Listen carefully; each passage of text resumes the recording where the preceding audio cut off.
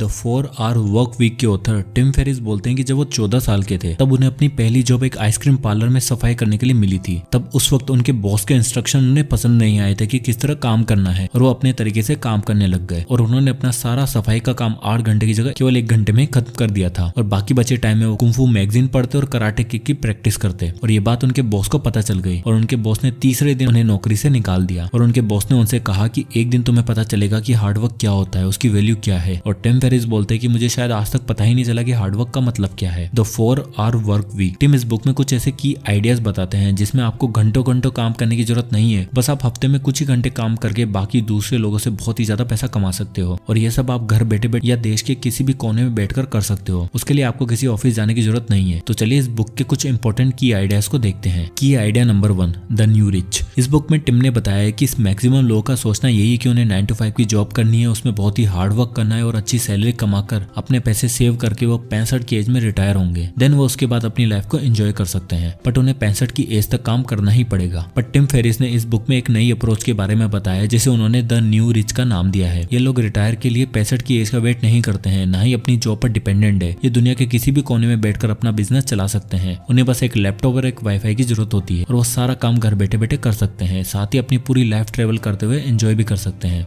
जब 2006 और 7 में ये बुक लिखी गई थी तब ये आइडिया कुछ लोगों को समझ में नहीं आया था क्योंकि उस टाइम पर टेक्नोलॉजी इतनी नहीं थी, बट आज के टाइम पर इंटरनेट की वजह से आपके पास बहुत सारे ऐसे रिसोर्सेज हैं जिसमें आप घर बैठे आराम से अपना बिजनेस चला सकते हो। एक और वर्ड जिसका यूज टिम फेरिस ने अपनी बुक में किया है वो है मिनी रिटायरमेंट। मिनी रिटायरमेंट का मतलब है रिटायरमेंट के लिए 60-65 की एज का वेट नहीं करना। आप अपने काम के साथ साथ ही बीच बीच में टाइम निकालकर अपनी लाइफ को एंजॉय कर सकते हो। टिम फेरिस बोलते हैं कि वो हर 2 महीने के काम के बाद 1 महीने का ब्रेक लेते थे और नए नए लोकेशन पर घूमने जाते थे और दुनिया को एक्सप्लोर करते थे क्योंकि उनका बिजनेस उनके बिना ही चलता रहता था। की idea number 2, absolute income versus relative income. Generally हम वेल्थ को पैसों से नापते हैं। अगर कोई इंसान ज्यादा पैसा कमाता है तो हम उसे ज्यादा अमीर मानते हैं, बट ये पूरी तरह सच नहीं है। उसके अलावा भी कई फैक्टर्स हैं जो इस पर काम करते हैं क्योंकि आज के टाइम पर केवल पैसा होना ही आपको अमीर नहीं बनाता है। आपके पास कितना टाइम है, कितनी फ्रीडम है, ये चीज आपको अमीर बनाती है। चलिए इसे एक एग्जांपल के थ्रू समझते हैं। 2 आदमी, एक का नाम है बंटी और दूसरा का नाम है सनी। बंटी एक बहुत ही बड़ी कंपनी में काम करता है, उसकी सैलरी 1 लाख पर मंथ है, जबकि दूसरी तरफ सनी एक ऑनलाइन बिजनेस चलाता है जिससे वो हर महीने 75,000 रुपए कमाता है। अब मैं अगर आपसे पूछूं कि दोनों में से ज्यादा अमीर कौन है तो सबका जवाब होगा कि बंटी, क्योंकि उसकी सैलरी सनी से ज्यादा है। बट अभी तक ये इसलिए है क्योंकि हम उनकी इनकम को एब्सोल्यूट इनकम की तरह देख रहे हैं। बट अगर हम उनकी रिलेटिव इनकम कंपेयर करें तो बंटी हफ्ते के 40 घंटे काम करता है, दूसरी तरफ सनी हफ्ते के केवल 15 घंटे काम करता है। तो बंटी हर घंटे के 625 रुपए कमाता है और सनी हर घंटे के 1250 रुपए, यानी कि सनी बंटी से जस्ट दुगना पैसा कमाता है। अब बताइए कौन ज्यादा कमाता है? क्योंकि बंटी हफ्ते में बहुत काम करता है तो उसके पास ज्यादा टाइम भी नहीं बचता है कुछ और करने का, और वहीं दूसरी तरफ सनी के पास काफी ज्यादा टाइम बचता है जिससे वो अपनी स्किल पर काम करता रहता है और अपने बिजनेस को ग्रो करने पर ध्यान देता है। इसलिए अगर रिलेटिवली देखा जाए तो सनी बंटी से कहीं ज्यादा अमीर है क्योंकि सनी के पास बंटी से हर हफ्ते 25 घंटे ज्यादा है। अभी तक हमने इस कॉन्सेप्ट को टाइम के बेस पर कंपेयर किया है। अगर हम इन दोनों की कंपैरिजन प्लेस के बेसिस पर करें, जहाँ पर बंटी एक बड़े शहर में रहता है क्योंकि उसका ऑफिस बड़ी सिटी में है, उसके वहां पर खर्चे भी ज्यादा है और उसे ऑफिस के लिए रोज आना जाना भी पड़ता है, उसमें भी उसका पेट्रोल खर्च होता है। जबकि दूसरी तरफ सनी अपना काम ऑनलाइन करता है तो पूरी दुनिया में कहीं भी रहकर अपना काम कर सकता है और सनी पैसा डॉलर में कमाता है और खर्च रुपयों में करता है, जबकि बंटी कमाता रुपयों में है और खर्च भी रुपयों में ही करता है। तो बंटी के पास ज्यादा सेव करने के लिए रहता नहीं है। तो जितना पैसे में बंटी एक बार अच्छे रेस्टोरेंट में जाकर खाना खा सकता है, वहीं सनी उसी रेस्टोरेंट में जाकर 3 बार खाना खा सकता है। इसी तरह बंटी कमाता तो ज्यादा है बट उससे ज्यादा अमीर सनी है। सनी न केवल सेव ज्यादा करता है बल्कि वो टाइम टाइम पर पूरी दुनिया में भी घूमता है और वहां जाकर भी पैसा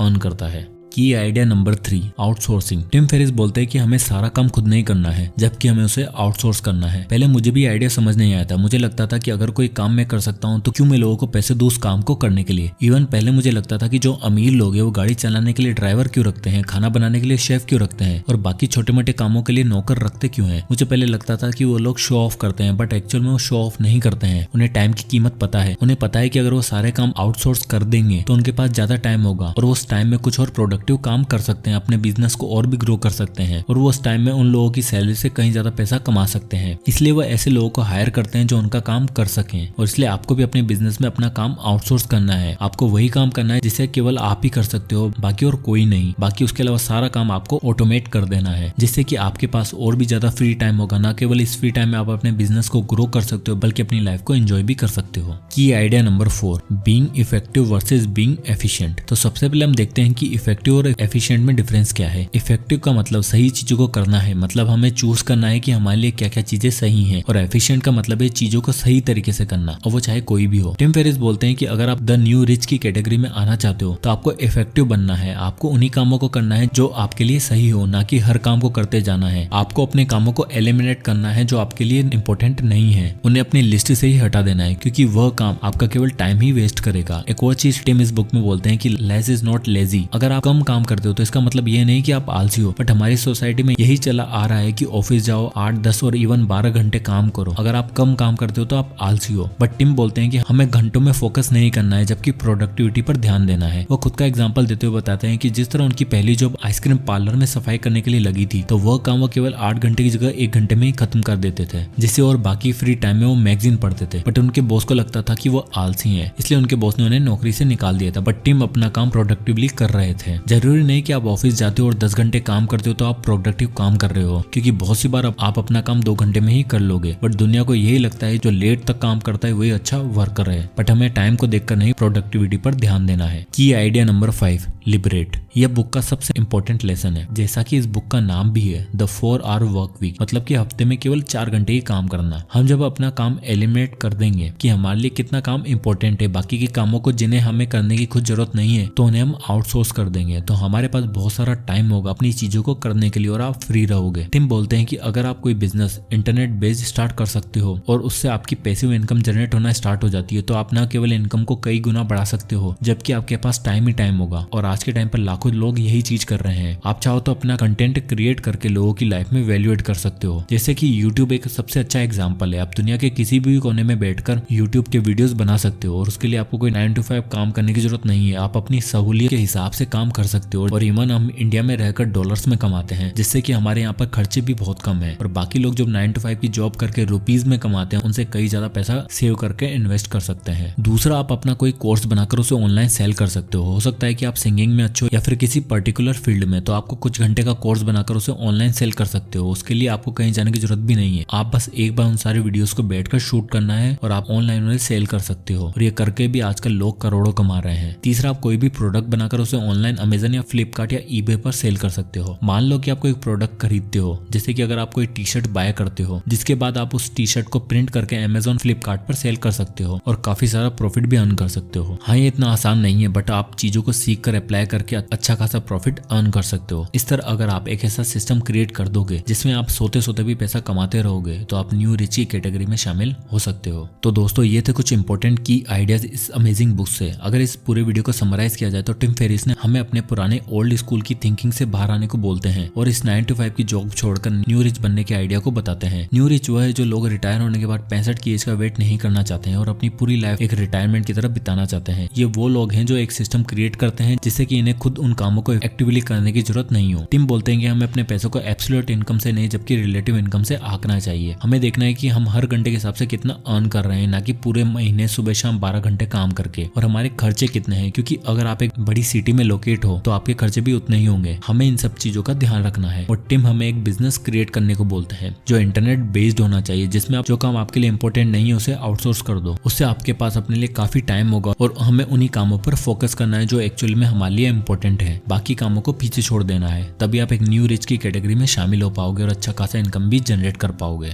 सो दोस्तों, आई होप कि वीडियो आपको पसंद आया होगा, तो इसे लाइक करें और ज्यादा से ज्यादा लोगों तक शेयर करें। और इसी तरह के वीडियोस के लिए चैनल को सब्सक्राइब करना ना भूलें। और किसी बुक या टॉपिक पर अगर आप वीडियो चाहते हैं तो हमें कमेंट बॉक्स में कमेंट करके जरूर बताइएगा। तो मिलते हैं नेक्स्ट वीडियो में, तब तक के लिए जय हिंद।